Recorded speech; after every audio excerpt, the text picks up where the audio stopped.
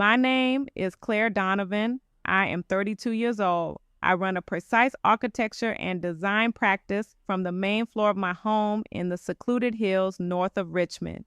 On an ordinary Tuesday, I sat at my desk with the morning light cutting across the papers and discovered that trust is not a feeling anyone owes you.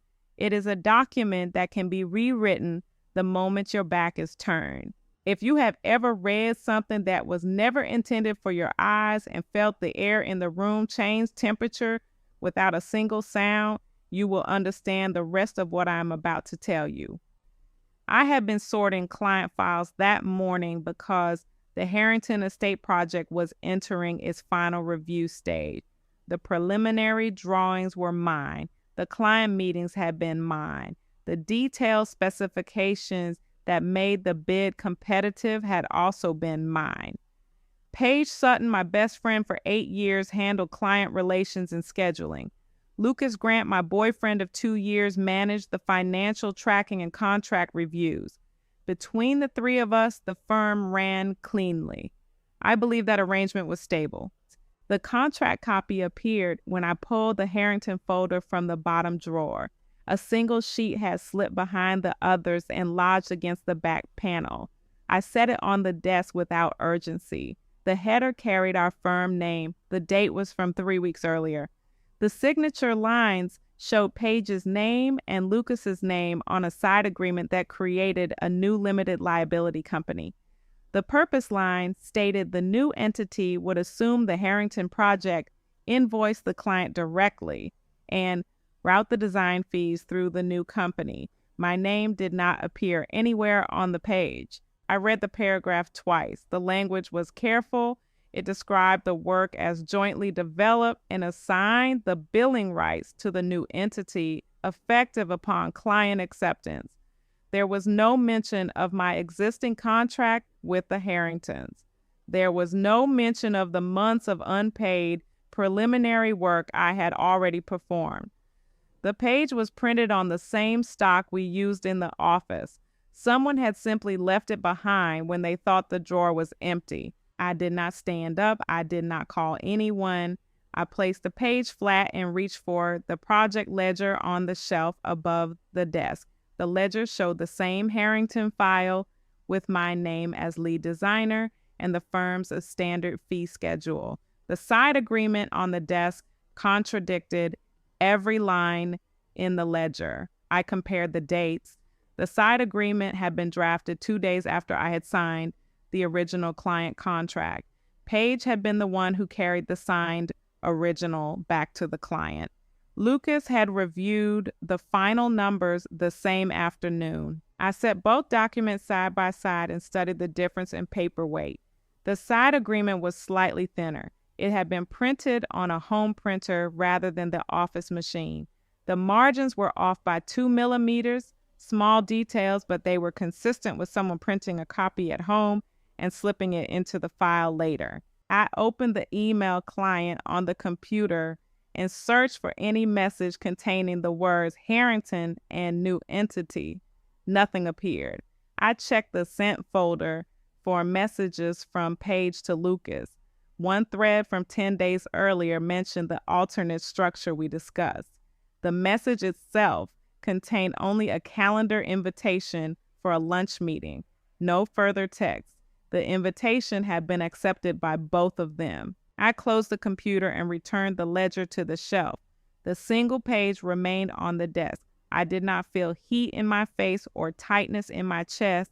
I noted the facts as they stood and considered what each fact required next. The side agreement existed. It had been created without my knowledge. It assigned value that belonged to work I had already completed. Those were the measurable items. I picked up the desk phone and called Natalie Quinn, the executive assistant who kept the physical files organized. She answered on the second ring. Natalie, did anyone request the Harrington folder from storage in the last month? She paused. Paige asked for it 2 weeks ago. She said she needed to pull the preliminary specs for a revised budget meeting. I brought it up from the archive room and left it on her desk. She returned it the next morning. Did she return it herself or did she send someone? She brought it back herself. She was carrying it when she left for the day. I thanked her and ended the call. Natalie had no reason to lie. She had simply done what was asked.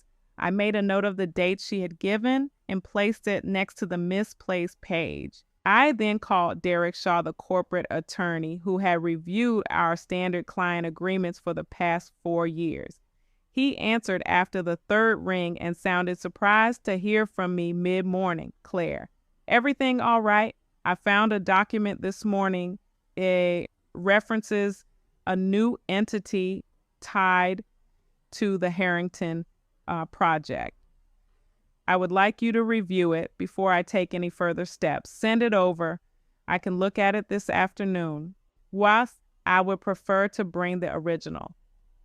Can I come to your office at 2? He agreed without further questions. I placed the page in a plain envelope and sealed it. I did not make additional copies. I did not send a photograph. I left the envelope on the corner of the desk and walked through the house to the kitchen. The coffee I had poured earlier was still warm. I poured it out and made a fresh cup. The motion was ordinary. The room was quiet. I returned to the office and sat again. The envelope remained where I had left it. I opened the project management software and checked the Harrington task list. All entries still showed my name as the assigned lead. No tasks had been reassigned. The client portal showed the same status I had last updated. The side agreement had not yet been acted upon in any system I could see. That did not mean it would not be acted upon tomorrow. I closed the software and looked at the sealed envelope. The paper inside was thin and precise. It had been written by people who knew exactly which lines to add and which lines to omit. Paige had always been the one who handled the language of client conversations. Lucas had always been the one who checked the numbers. Between them, they had produced a document that required only one more signature to become operational. I did not wonder why they had done it. The page stated the purpose clearly enough. What I considered instead was the sequence of small decisions that had allowed the page to exist at all. I had trusted Paige to carry signed contracts. I had trusted Lucas to review financial terms. I had not required a second signature on every client file. Those were the decisions that now sat on the desk in front of me. At 1:40, I placed the envelope in my bag and drove down the hill toward Derek Shaw's office in Richmond. The road was empty. The hills were green and still. I kept both hands on the wheel and did not turn on the radio. When I reached the parking garage, I sat for a moment with the engine off. The envelope was still in the bag on the passenger seat. I picked it up, walked into the building, and took the elevator to the 4th floor. Derek's assistant showed me into the conference room. He entered a minute later carrying a legal pad. I handed him the envelope without preamble. He opened it, removed the single page, and read it once without comment. Then he read it again more slowly. "Where did you find this?" he asked. "Inside the Harrington project folder in my office. It had slipped behind the other pages." He set the page on the table between us. "This is not part of the agreement you signed with the client. It creates a separate entity that claims the right to invoice and collect on work that is still under your existing contract. I am aware of what it says. Have you spoken to Paige Sutton or Lucas Grant about it?" "Not yet." Derek nodded once. "Do not speak to them until I have had time to review the full file and the original client agreement. I will need the executed contract, the preliminary drawings, and any correspondence that references billing or scope changes. Can you have those to me by tomorrow morning?" "I can." He placed the page back in the envelope and handed it to me. "Keep the original. Do not make copies for anyone else. I will call you after I have looked at the complete record." I returned the envelope to my bag and stood. Derek walked me to the elevator. Neither of us offered additional commentary. The doors closed. The car descended. I stepped out into the parking garage and drove back up the hill. The house was exactly as I had left it. The office light was still on. The coffee cup sat empty on the desk. I placed the envelope in the top drawer and locked it.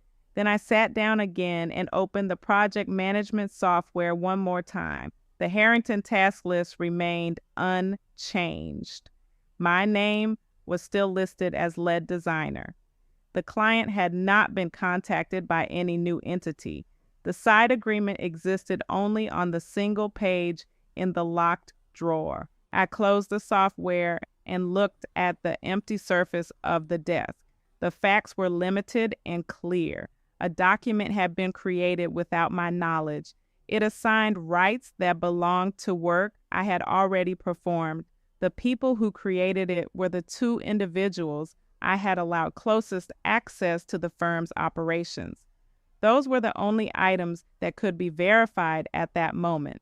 I did not call Paige. I did not call Lucas. I did not draft an email or a message. I turned off the desk lamp, walked through the quiet house, and stood at the window that overlooked the drive. The afternoon light had already begun to lengthen across the gravel. Nothing moved on the road below. I remained at the window until the light faded and the room behind me grew dark. Then I returned to the desk, unlocked the drawer, and removed the envelope once more. I placed it on the desk and opened it.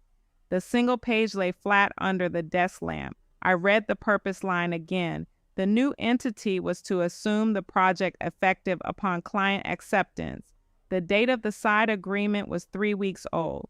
The client had not yet accepted any revised terms. The window for action was still open, but it was narrowing. I folded the page once and returned it to the envelope. I did not feel urgency. I felt only the weight of the next required step. Derek Shaw would review the full record. Until then, the page remained the only physical evidence I possessed. I placed the envelope back in the locked drawer and turned off the lamp. The house was silent. The hills outside were dark. I sat at the desk in the dark for several minutes before I stood and walked to the kitchen. I poured a glass of water and drank it slowly. The facts had not changed. The page was still in the drawer. The people who had created it were still moving through their ordinary days. I set the empty glass in the sink and returned to the office. I did not turn the lamp back on. I sat in the dark and waited for the morning. The next morning arrived without any particular change in the light or the temperature of the room. I unlocked the drawer, removed the envelope, and carried it to the kitchen table where I could read the page again under natural light. The text had not altered overnight. I placed it back inside the envelope, sealed it, and drove down the hill to Derek Shaw's office. Derek had already reviewed the full Harrington file I had sent the previous evening.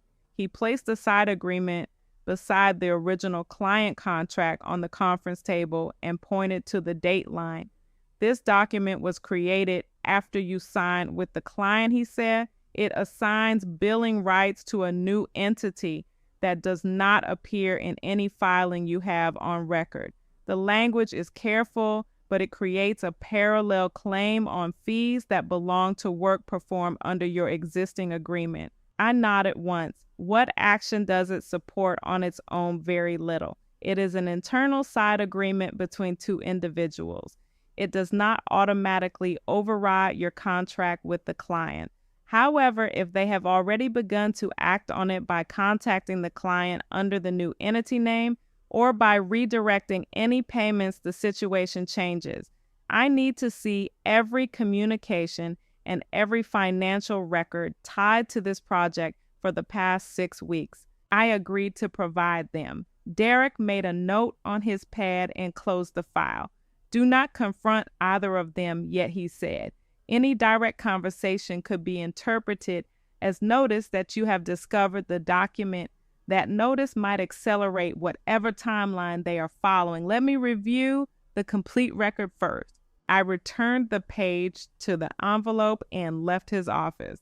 The drive back up the hill took the usual 20 minutes. I did not turn on the radio. When I reached the house, I went directly to the office and called Natalie Quinn. Pull every email, every invoice draft, and every task update for the Harrington project from the last 6 weeks, I told her. I need them organized by date and by sender. Send them to my secure folder before the end of the day. Natalie did not ask for an explanation. She said she would have the files ready by 4.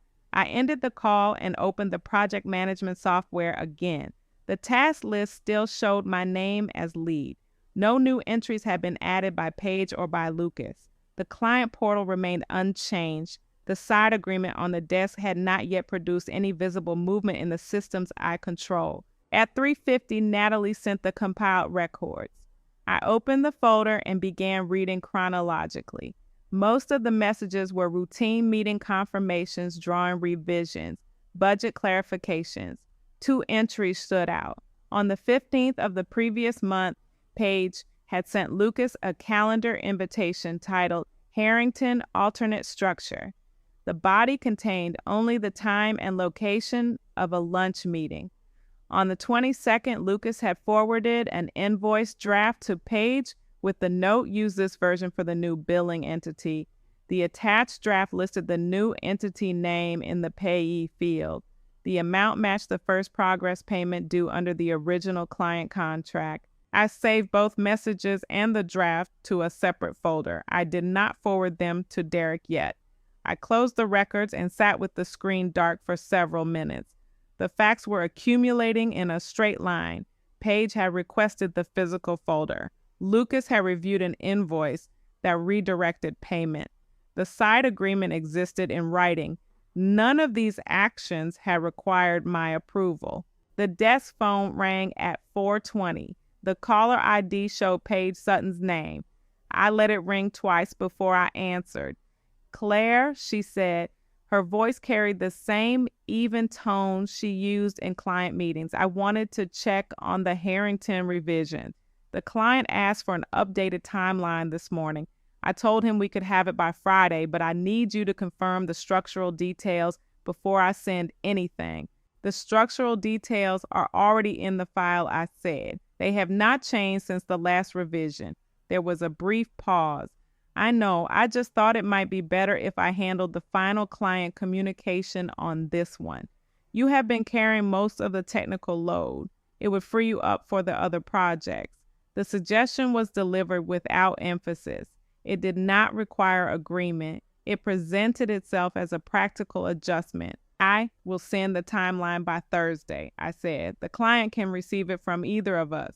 Another short pause followed. "All right, Thursday is fine. Let me know if you need anything pulled from the archive before then." She ended the call. I placed the receiver back in its cradle and made a note of the exact time and the precise words she had used. The request to handle the final client communication was new. It aligned with the side agreement's purpose of shifting control. I did not call her back.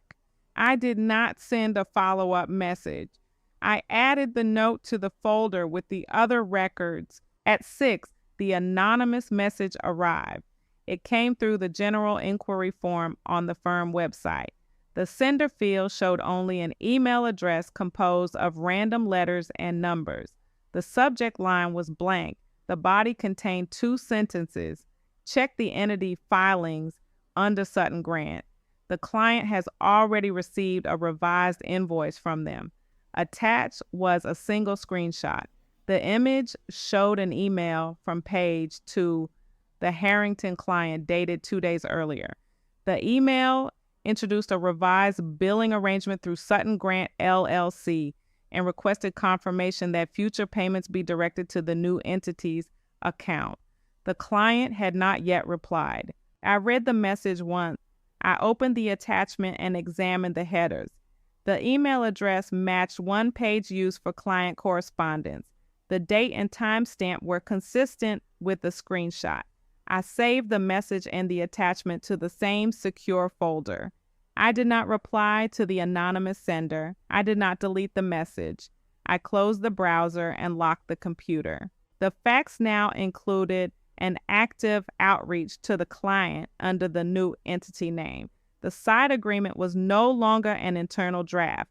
It had been put into motion. The anonymous message had supplied the evidence of that motion without requiring me to request it. I unlocked the drawer and placed the original side agreement page beside the screenshot printout I had made. Both documents sat on the desk under the lamp. The page from the folder showed the internal plan. The screenshot showed the plan being executed. The gap between the two was now measured in days rather than weeks. I did not call Derek immediately. I did not call Natalie. I sat at the desk and considered the sequence required next. Derek had asked for the complete record. The record now contained the anonymous outreach. Adding it would confirm that action had already been taken. Withholding it would leave the record incomplete. I printed a second copy of the screenshot, placed both the original page and the printout into the envelope, and sealed it again. The house remained quiet. The hills outside the window had already turned dark. I left the envelope on the desk and walked through the rooms, once checking that every exterior door was locked and every interior light was off except the one in the office. I returned to the desk, sat down, and opened the project management software one final time. The Harrington task list still listed my name as lead designer. The client portal still showed the original contract status. The systems I controlled had not yet registered the new entity's existence. I closed the software. I placed the sealed envelope back in the locked drawer. I turned off the desk lamp and remained seated in the dark for several minutes. The next required step was to deliver the updated record to Derek. That step could wait until morning, and the client had not yet confirmed the revised invoice. The window for intervention remained open, though narrower than it had been 24 hours earlier. I stood, walked to the kitchen, and poured another glass of water. I drank it at the counter without turning on any additional lights. When the glass was empty, I returned it to the sink and went upstairs. The bedroom was dark. I did not undress or turn on the bedside lamp. I lay on top of the covers and looked at the ceiling until the room grew completely black. Sleep did not arrive quickly. When it did, it was shallow and interrupted by the precise sequence of dates and document titles I had recorded during the day. The following morning, I drove the updated envelope to Derek Shaw's office before the traffic on the Hill Road had fully cleared. I placed the sealed envelope on his desk and waited while he opened it and read the new screenshot. He set both documents side by side and studied them without speaking for nearly a minute. The outreach to the client changes the timeline, he said finally. They have already attempted to redirect payment. The side agreement is no longer theoretical. I can file a notice of dispute with the client and request that all payments remain under the original contract until the matter is resolved. That notice will also go to Paige Sutton and Lucas Grant. Once it is sent, the situation becomes formal. I nodded. Send it. Derek prepared the notice that afternoon. I reviewed the language once. It was precise and limited to the facts. The original contract remained in force. Any alternate billing arrangement required my written consent, and all payments were to be held until the conflict was settled. I signed it. Derek filed it with the client and served copies on Paige and Lucas by certified mail and email. The firm's system still showed no change to the Harrington task list. 2 days later, Paige called again. This time the tone was sharper. I received Derek's notice, she said. It was unnecessary. The revised arrangement was meant to simplify billing for the client. You have been slow to respond to their timeline requests. I was trying to keep the project moving. The original contract does not allow a change in billing without my signature, I said. The notice protects that requirement. Yet you always insist on controlling every line, she replied. That is why projects take longer than they should. Lucas and I were trying to fix that. I did not argue the point. I ended the call after confirming that all future client communication on the project would go through Derek until the notice was resolved. She did not protest further on the call. The line went quiet. The client, Harold Bennett, replied to the notice within 24 hours. He stated that he had received a revised invoice from Sutton Grant LLC and had already approved the first payment under the new arrangement. He asked for clarification on which entity he should continue to pay.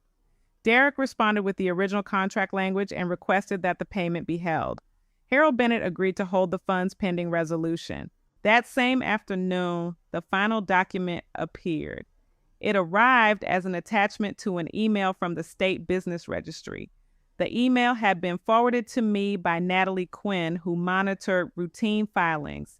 The attachment was a certificate of formation for Sutton Grant LLC. The filing date was 4 days after the side agreement had been printed. The registered agent listed on the certificate was Lucas Grant. The address was a post office box in Richmond. Most of the document was standard. The final page, however, contained a scanned copy of a power of attorney I had signed 11 months earlier. The document granted Lucas authority to execute routine administrative filings on behalf of the firm during a period when I was traveling for another project. The power of attorney had never been revoked in writing. The registry had accepted it as sufficient authorization for the new entity filing. I read the final page twice. The signature was mine. The scope was broad enough to cover the formation. Lucas had used an existing authorization to register the entity that now claimed the Harrington project. The page did not prove fraud on its own, but it created a plausible legal argument that the filing had been executed under color of authority I had once granted. Any public dispute would now require me to explain why I had not revoked the power of attorney sooner. The explanation would involve private travel records and internal firm procedures. Those details could be examined in discovery. I placed the certificate and the final page in the same folder with the side agreement and the screenshot. I drove to Derek's office again. He read the power of attorney page without expression. This document gives them an argument, he said. Not a winning argument, but enough to force a deposition and document production if we litigate. The client is already holding payment. A prolonged dispute could lead Harold Bennett to cancel the project entirely rather than wait. The firm's other clients may hear about the conflict through industry channels. Reputation damage is possible even if we prevail on the contract language. I sat across from him and considered the measurable outcomes. Full litigation would protect the contract language, but would expose the power of attorney and the internal disagreement to public record. Settlement would require me to release the project and absorb the lost fees. Either path carried cost. The side agreement and the new entity had already consumed 3 weeks of administrative time and legal fees. The client had paused all work. What is the cleanest resolution, I asked. Derek closed the file. Offer a quiet release of the Harrington project in exchange for a written acknowledgement that the side agreement and the new entity filing were executed without your current consent. Require them to withdraw the revised invoice and return any funds already received. The acknowledgement protects the rest of your client relationships. It also limits the public record. I accepted the terms he outlined.